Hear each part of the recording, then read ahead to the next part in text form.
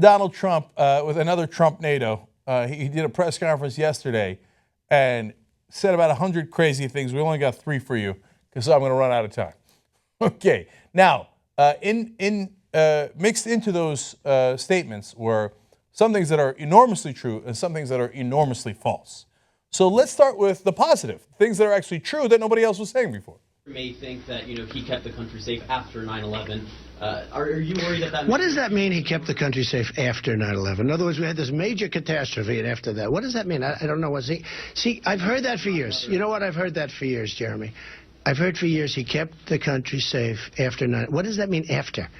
What about during 9/11? I was there. I lost a lot of friends that were killed in that building. The worst attack ever in this country. It was during his presidency. You mean we had the worst attack ever? By the way, after that we did okay. That's meaning the team scored 19 runs in the first inning, but after that we played well. I don't think so. Why didn't any Democrat say that over and over again? Isn't it amazing?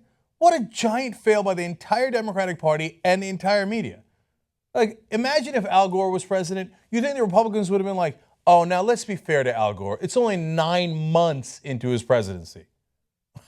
No, oh, let's be fair to Al Gore. He got a memo saying bin Laden determined to attack inside the United States, and he didn't do anything. What do you think Fox News would have done to him? They would have ripped him to shreds. But for all this time, for 15 years, nobody says the most obvious thing in the world. And by the way, that's why Trump is winning. Because he comes out and says things that are, yes, sometimes maniacal, and we're going to get to that in a second, and sometimes things that are just common sense. People go, yeah, that's true. Oh, wait, yeah, that's right. 9/11 happened on his watch. Why does it take a madman to say something so obvious? Why did the media not say this for 15 years? Okay, so that's the good. Now, let's go to the bad before we get to the ugly. You know, Saddam Hussein was a bad guy. But one thing about him, he killed terrorists. Now Iraq is harbored for terrorism. You want to become a terrorist, you go to Iraq. Saddam Hussein understood, and he killed terrorists. Bad guy. But if the president and other people, and frankly, Obama was no better, because the way he got us out was a disaster. Look what's happened since then, a disaster. Shouldn't have been there, shouldn't have gotten out the way we got out. Okay, it's not really how it works. In Trump's crazy mind, he thinks, well, now there's a lot of terrorists in Iraq now, and when Saddam Hussein was there weren't as many terrorists. So they must have been there all along. It's just that Saddam kept killing them. Because the answer is always just kill people, right? So he was just kill. Saddam leaves, they're all there, nobody's bothering to kill them. It's not really how it works. Saddam Hussein, look, I can't believe I'm saying this, but this was a ridiculous justification they used for war. This did not justify invading a whole country and starting off this Pandora's box that wound up with more terrorism. But Saddam Hussein did fund some terrorism in the Middle East. Now, it wasn't al-Qaeda. He hated al-Qaeda. That's true, right? It certainly wasn't Shia terrorists. He hated them as well. But to say that all he did was kill terrorists is not true. Not true, right?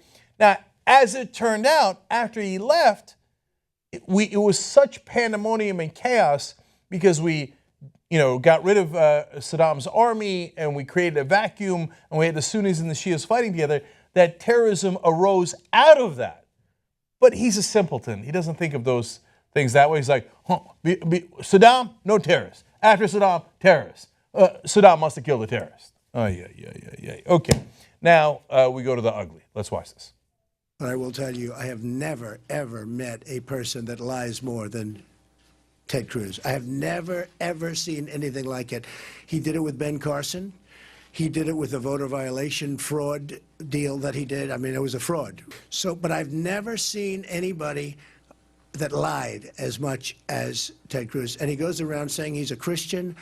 I think he's unstable. No, I think he's an unstable person. I watch him, I see him, and I always say he's a good debater, but he can't talk. The guy, literally, he's a good debater. I don't even think he's a good debater. I mean, I heard he's a good debater. I don't personally see he's a very good debater. But he is a very unstable person. That's just my opinion. Yeah, well, he's printed lies. He said, I'm pro-choice and I'm pro-life. He's printed lies. I mean, they're so, but most people can't fight it. But he's a liar.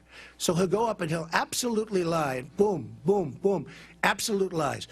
Now, he'll apologize, but I don't want an apology after the election. I want the apology before. And if he doesn't, I'm going to bring a lawsuit because, in my opinion, based on what I've learned over the last 2-3 days from very top lawyers, he doesn't even have the right to serve as president or even run as president. He was born in Canada. So I will bring that lawsuit if he doesn't apologize. Yeah. That's a stupid move. Look, a lot of times the pundits attack Trump because they don't get it. He talks like a third grader, that's true. But the voters think like third graders on the Republican side. So all the pundits are like, no, Rubio is a super smooth politician. Hey, knuckleheads, the voters don't want super smooth politicians. They want an alpha male like this that goes, ooh, he liar, he bad guy, I good guy, right? Okay. But in this case, you don't look like a tough guy or an alpha male when you threaten to sue people. If he doesn't apologize to me, I'm going to sue him. That looks weak in any primary. Doesn't matter if you're a Democrat, Republican, or not. That's a bad move among Republican voters to cry about the other guy's lying and threaten to sue him. See, that's the thing. Donald Trump lives in his own bubble. Anytime anyone does something he doesn't like, what does he do? He's rich. So he uses power and money to intimidate them. The number one way you do that is you bring a lawsuit against the other guy. He can't afford to fight you in that lawsuit, and you intimidate him. Trump's been doing that for so long, he doesn't realize that that's a dick move, and that the American people don't like that. And even Republican voters who like you when you're a tough guy are like, oh, you're going to cry over that and sue him? Kind of a weak-ass move.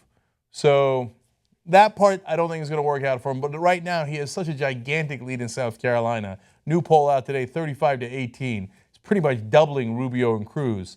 So all of this is probably immaterial. He's probably steamrolling these guys anyway. And overall, what the Republican voters hear is a guy who's willing to say things on top of his mind. Even if they don't agree with what he's saying, they feel like, well, at least he's not a phony and a fake like all those other politicians. And that's the main reason he's winning.